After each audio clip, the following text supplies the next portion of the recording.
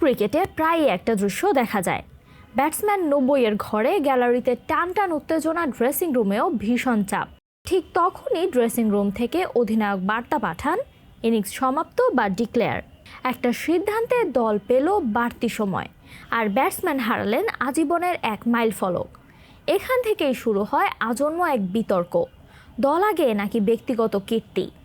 অধিনায়কের নেওয়া সবচেয়ে কঠিন সিদ্ধান্তগুলোর একটি এই ইনিংস ডিক্লারেশন, কারণ এই সিদ্ধান্তটা পুরোপুরি কৌশলের, কিন্তু এর পরিণতি ভীষণ আবেগের।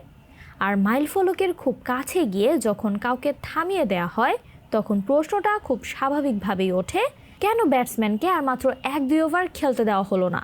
কেন কয়েকটা রান করার সুযোগ দেওয়া হলো না? এই প্রশ্নের উত্তর সবসময় একরকম হয় না, কারণ প্রতিটি ম্যাচের প্রেক্ষাপট ভিন্ন। ইতিহাসে এমন কিছু ডিক্লারেশন আছে যা নিয়ে আজও বিতর্ক হয়। 2004 সালের মুলতান টেস্টের কথা ধরা যাক। ভারত পাকিস্তান ম্যাচ, সচিন টেন্ডুলকার 194 রানে অপরাজিত। ক্যারিয়ারে আরও একটি ডাবল সেঞ্চুরির অপেক্ষায় ক্রিকেট ঈশ্বর। ঠিক তখনই যুবরাজ সিং আউট হয়ে মাঠ ছাড়লে ইনিংস ঘোষণার সিদ্ধান্ত জানান ভারপ্রাপ্ত অধিনায়ক রাহুল দ্রাবিড়। হতবাক হয়ে মাঠ ছাড়েন সচিন। দ্রাবিড়ের যুক্তি ছিল, নির্দিষ্ট সময়ের মধ্যে পাকিস্তানকে ব্যাটিংয়ে নামানোর পরিকল্পনা ছিল তাদের। কিন্তু সচিনের প্রতিক্রিয়া ছিল তীব্র। পরে নিজের আত্মজীবনীতে তিনি লিখেছিলেন তিনি কতটা মর্মাহত এবং হতাশ হয়েছিলেন এই সিদ্ধান্তে। প্রায় 2 দশক পর সিডনি টেস্টে একই রকম দৃশ্যের অবতারণা। প্রতিপক্ষ দক্ষিণ আফ্রিকা। উসমান খাজা অপরাজিত 195 রানে, ক্যারিয়ারের প্রথম ডাবল সেঞ্চুরি থেকে মাত্র 5 রান দূরে। ঠিক তখনই ইনিংস ডিক্লেয়ার করেন অধিনায়ক প্যাট কামিন্স। কামিন্সের যুক্ত ম্যাচের পরিস্থিতি, বৃষ্টি আর বাজে আলোর কারণে ম্যাচের প্রায় 170 ওভার নষ্ট হয়েছিল, তাই ফলাফল বের করতে হলে সময় বাঁচানো ছিল জরুরি।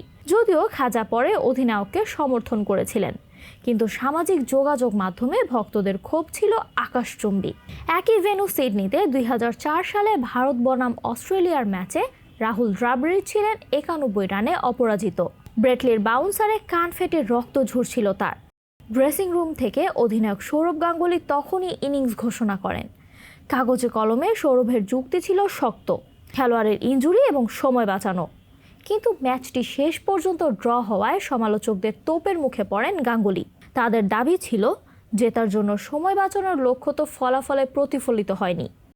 1995 সালের অ্যাশেজ সিরিজে ইংল্যান্ড অধিনায়ক মাইক আথারটন ইনিংস ঘোষণা করেছিলেন যখন গ্রায়াম হিক 98 রানে অপরাজিত। আথারটনের যুক্তি ছিল নতুন বলে বোলিং শুরু করার জন্য সময় হাতে রাখা। তবে অনেক বছর পর আথারটন স্বীকার করেছেন সেই সিদ্ধান্তটা ব্যক্তিগতভাবে ভালো দেখায়নি। 1971 সালে মেলবোর্নে অস্ট্রেলিয়ার উইকেটকিপার ব্যাটসম্যান রডনি মার্শ যখন 92 রানে অপরাজিত, তখন অধিনায়ক বিল লরি ইনিংস ডিক্লেয়ার করেন। মার্শ সেদিন দলের স্বার্থে নিজের প্রথম সেঞ্চুরি বিসর্জন দিয়েছিলেন। এছাড়া 1954 সালে জ্যামাইকার কিংস্টনে এভারটন উইকস 90 রানে অপরাজিত থাকা অবস্থায় ইনিংস ডিক্লেয়ার করায় গ্যালারিতে চরম বিশৃঙ্খলা তৈরি হয়েছিল। তবে এর উল্টো উদাহরণও আছে। 1991 সালে শিয়ালকোটে পাকিস্তানের অধিনায়ক ইমরান খান নিজেই যখন 93 রানে অপরাজিত ছিলেন, তখন তিনি ইনিংস ডিক্লেয়ার করে দেন বোলারদের সময় দেওয়ার জন্য। নেতা যখন নিজেই নিজের ব্যক্তিগত মাইলফলক বিসর্জন দেন, তখন সেখানে আর বিতর্কের অবকাশ থাকে না। আসলে ইনিংস ডিক্লারেশন নিয়ে এই বিতর্ক চলতেই থাকবে, কারণ টেস্ট ক্রিকেট শুধু রান আর উইকেটের লড়াই নয়, এটি সময়ের এবং মানুষের আবেগেরও লড়াই। অধিনায়কের গাণিতিক পরিকল্পনা আর ব্যাটসম্যানের আজীবনের লালিত স্বপ্ন, দুটো এখানে বাস্তব। তাই দিন শেষে একটা আক্ষেপ সবসময়ই থেকে যায়, জয়টা কি আসতো না যদি ব্যাটসম্যানকে তার মাইল ফলকটা ছুঁতে দেওয়া হতো? Samantha, beyond border sports.